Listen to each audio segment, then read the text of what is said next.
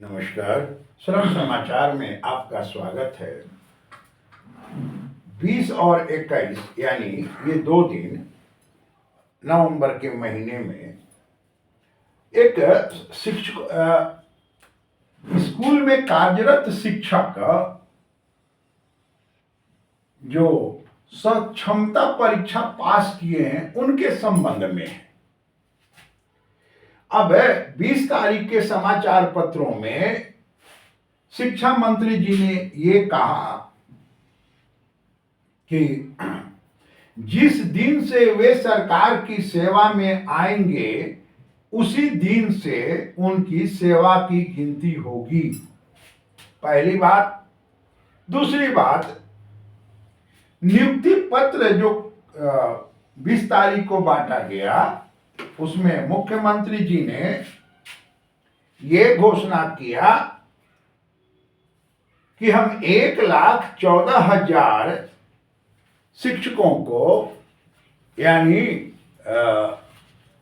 हमने रोजगार दिया। यहां सबसे ध्यान देने की जो विषय है, ये जो नियुक्ति जिन शिक्षकों को उन्होंने नियुक्ति पत्र बांटा वो पहले से नियुक्त हैं और किन्हीं का सेवा 20 बरस हो गया है तो किन्हीं का सेवा 10 से 11 बरस हो गया है। ये सब बिहार सरकार द्वारा वित्तीय पोषित है। बिहार सरकार इनको सीधा फाइनेंस करती है, यानी ये सरकारी स्कूल के ही शिक्षक हैं। तो ये 1,14,000 नियुक्ति पत्र देना हमें कुछ समझ में नहीं आता है कि ट्रेड यूनियन में इस तरह का कोई काम होगा। फिर शिक्षा मंत्री जी ने जो कहा कि इनकी सेवा नियुक्ति के तिथि से मानी जाएगी, तो ये सब जूनियर हो जाएंगे और जब ये सब जूनियर हो जाएंगे तो ये कोर्ट चले जाएंगे।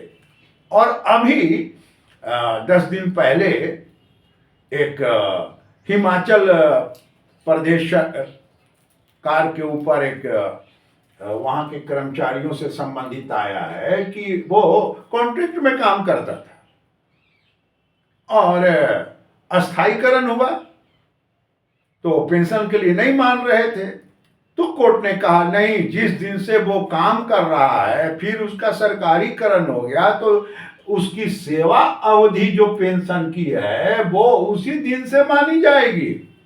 यहां भी प्रमोशन का जो अभी एक कोर्ट में और केस आया था वो ये देता है कि अगर आप अवकाश प्राप्त हो जाते हैं और आपकी पदोन्नति होती बाकी है तो अवकाश प्राप्ति के बाद भी आप कोर्ट आ सकते हैं।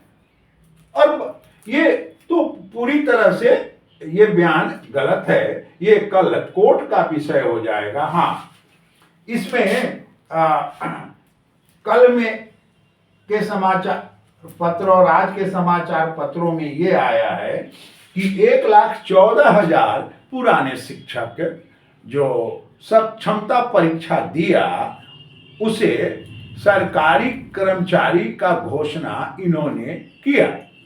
अब ट्रेड यूनियन होने के नाते बिहार में पहली बात शिक्षक संगठन न के बराबर है, कमजोर है। करीब जो पुराने शिक्षक नेता बचे हैं उनकी आयु 100 से ऊपर हो गया है। तो ये सभी स्वास्थ्य लाभ कर रहे हैं।